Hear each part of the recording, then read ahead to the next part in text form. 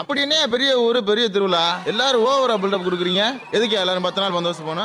Sir நீங்க புதுசுனால உங்களுக்கு தெரியல. 2250 குடும்பம் இருக்கு. திருவிழா 10 நாள் நடக்கும். உலகத்துல எந்த முழுமுடுக்கில் இருந்தாலும் சரி இந்த திருவிழாவுக்கு வந்து சேர்ந்துருவாங்க. ஏன்னா ஒவ்வொரு நாளும் ஒவ்வொரு கோலத்துல சாமி ஊரை சுத்தி வலம் வரும். என்னமோ படம் பாட்டு கச்சேரி வில்லு பாட்டு வள்ளி திருமணம் வச்சு கலக்குவாங்க.